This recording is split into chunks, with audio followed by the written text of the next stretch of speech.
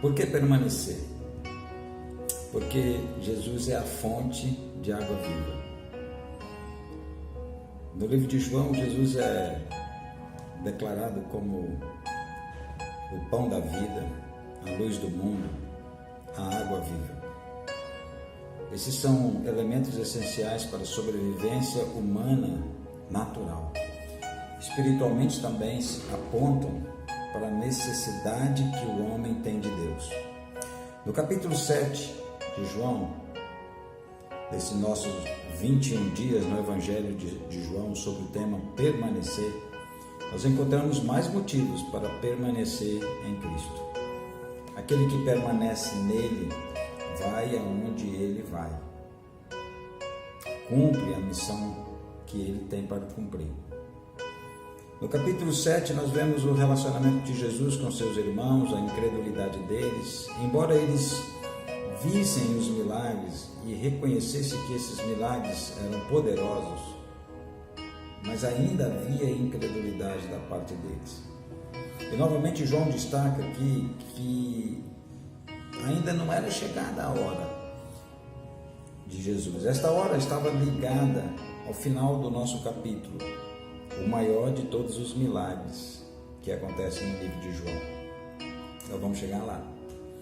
Mas essa incredulidade dos irmãos de Jesus era, assim, mais uma das resistências que Jesus teve que vencer. Os guardas tentam prendê-lo nessa situação. Os judeus estão já respirando morte contra Jesus. Eles já estão tramando e preparando ciladas e situações onde eles possam matar Jesus. Mas ainda não é chegada a hora. Se aproxima, tempo se aproxima. Então há dois momentos aqui que eu quero destacar, porque nós estamos também diante da festa do tabernáculo, a festa das cabanas, o Sucote. E essa festa tem um símbolo muito importante para o povo de Israel, porque ela era a celebração da fartura, da colheita, da provisão de Deus na jornada do deserto e também na constante provisão para o povo de Israel, não só no deserto, mas depois do deserto. Mas ela é festa das cabanas ou tabernáculos, porque era o hábito dos judeus nesses 7 dias fazerem para si cabanas com folhas, folhas de árvores específicas, e eles saíam da sua casa e por um momento habitavam nessas cabanas ou tabernáculos que lembravam o tempo da peregrinação do deserto. É nessa festa que Jesus inicialmente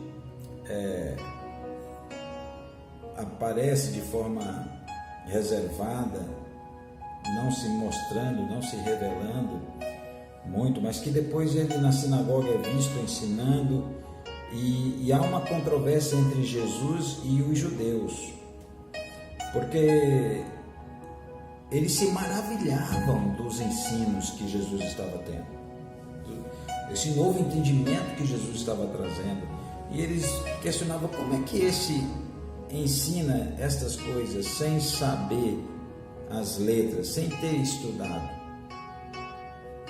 E Jesus responde sobre o estilo de ensino dele, essa forma nova de ensinar. E Jesus então diz assim: se alguém quiser fazer a vontade dele, do meu Pai, conhecerá a respeito da doutrina, se ela é de Deus ou se eu falo de mim mesmo. É interessante aqui que Jesus inverte as coisas na pedagogia aqui, porque primeiro você conhece, depois você faz. Aqui Jesus está dizendo, primeiro você obedece para depois você entender. Na pedagogia normal, primeiro você entende para depois realizar. E Jesus está dizendo, primeiro você realiza e depois você vai entender. Esse conceito de autoridade que tem a ver com a vontade, com a obediência. E a obediência tem a ver com o fazer. Primeiro você obedece e depois você vai entender. Essa entrega pessoal vem antes do conhecimento intelectual. Por isso, permanecer em Cristo é um ato de fé. Primeiro você obedece, depois você vai entender. Eu digo que há 3 níveis de conhecer Deus. Primeiro, conhecer a sua vontade para obedecer. Segundo, conhecer a sua mente para entender. E terceiro, conhecer o seu coração para sentir o coração de Deus. Então, Jesus fala sobre eles, ensina isso para eles. Primeiro, você faz e depois você conhecerá a respeito da doutrina que eu entendo. Ele diz isso bem claro no versículo 17. Se alguém quiser fazer a vontade dele, conhecerá a respeito da doutrina, se ela é de Deus ou se eu falo de mim mesmo. Então, Jesus dá uma nova forma de entender, de compreender, uma nova pedagogia. Jesus, no livro de João, traz novos conceitos, novos discernimentos, nova compreensão. E há um princípio que eu ensino sempre para aqueles que estudam a Bíblia comigo, é que não existe uma revelação sem uma transpiração. A revelação vem depois da obediência. Primeiro nós transpiramos. O fazer vem antes do entender e até do saber. O saber e o compreender vem depois da obediência. Permanecer em Cristo é ter essa fé. Mas a segunda coisa que eu quero destacar aqui no capítulo 7, que é o que mais me impressiona, é a participação de Jesus na festa dos tabernáculos. No Novo Testamento, o povo judeu introduziu alguns ritos na festa dos tabernáculos. Nós vemos isso em dois rituais. A festa, dentro da festa do tabernáculo, o ritual das águas correntes e o ritual das lâmpadas acesas.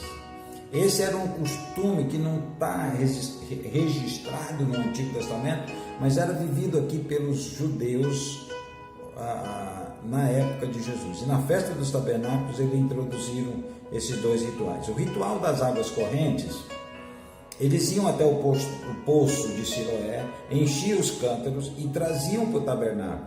Lá no tabernáculo, ao lado do altar do sacrifício, havia uma bacia. E eles jogavam essas águas dentro da bacia.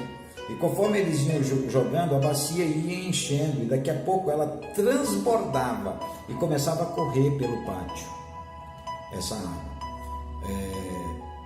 E a festa também tinha o ritual das lâmpadas acesas, que eles, diante do tabernáculo na noite, todos eles acendiam as lâmpadas e ficavam à noite em frente do tabernáculo. Isso acontecia principalmente no último dia da festa. Então, no versículo 37 diz isso: no último dia, o grande dia da festa, Jesus se levanta.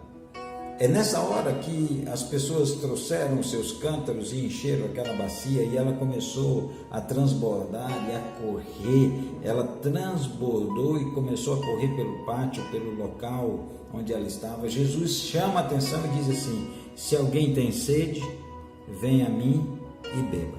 De novo, a questão de estar satisfeito, de suprir a nossa necessidade, não somente física, mas principalmente a necessidade espiritual.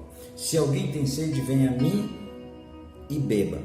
E quem crê em mim, como diz as Escrituras, do seu interior fluirão rios de água viva. Rios de água viva.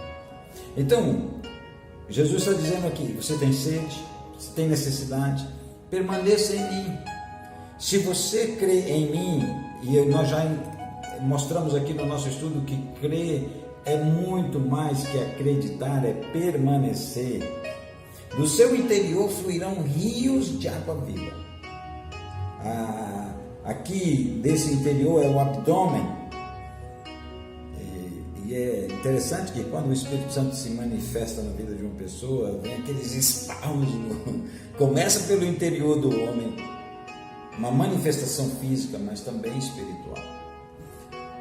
O poder de ser cheio do Espírito Santo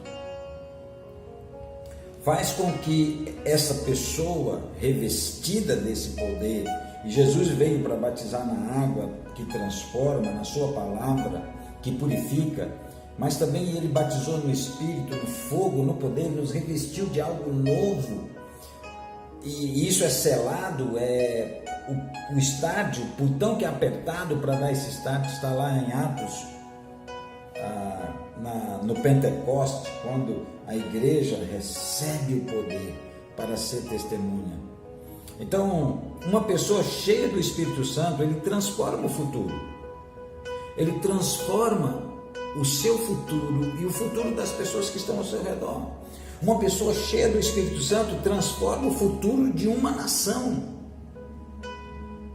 Deus pode alterar a história da nossa nação através de homens e mulheres que se deixem cheios do Espírito Santo, que saciem a sua sede em Jesus. Porque se eu estou satisfeito, nada que me ofereçam eu vou aceitar. Não preciso de nada, eu estou satisfeito. Aqui não é a satisfação física apenas, embora Jesus também traz essa satisfação física, mas é a satisfação do nosso ser como um todo, o corpo, a alma e o espírito. Jesus então diz: do seu interior fluirão rios de água viva. Essa palavra tem a ver com as profecias lá de Isaías 58:11, Isaías 22, Ezequiel, Zacarias 14, mas lá em Ezequiel capítulo 7, 47, o profeta Zacarias tem uma visão. Um homem o leva para medir, e ele vai medindo, e à medida que ele mede o rio, ele entra no rio e começa a dar as águas no tornozelo, depois dá no joelho, depois dá no abdômen, depois já é uma água que ele não podia mais entrar, de tão profunda que era. Deus vai lhe levar a essas águas profundas que transformam. Diz que o rio, de uma maneira sobrenatural, ele percorre um caminho pequeno, e à medida que ele percorre um caminho pequeno, ele já se torna uma de grande correnteza. A medida para isso, para mostrar que há algo sobrenatural. Um rio, uma nascente do rio, leva muitos quilômetros para se tornar um rio cheio, transbordante. Num espaço curto, esse rio se transforma em um rio poderoso. E por onde ele passa, ele transmite vida. Ele traz vida ao seu redor, as árvores dão fruto, nascem e dão fruto, o rio é cheio de vida. Essas são as águas vivas que Jesus quer fazer correr do seu interior. Não vai sair daí, do seu interior, coisas para destruir, mas para produzir vida. Suas palavras vão produzir vida. Seu olhar vai produzir vida.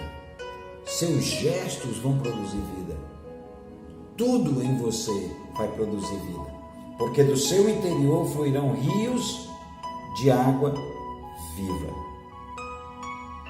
Então, o povo vendo esse ensino e ouvindo essas palavras, dizia: este é verdadeiramente o profeta. Lembrando de novo lá da profecia de Deuteronômio 18, virá o profeta, um grande profeta. E aqui de novo eles dizem: este é o Cristo, né?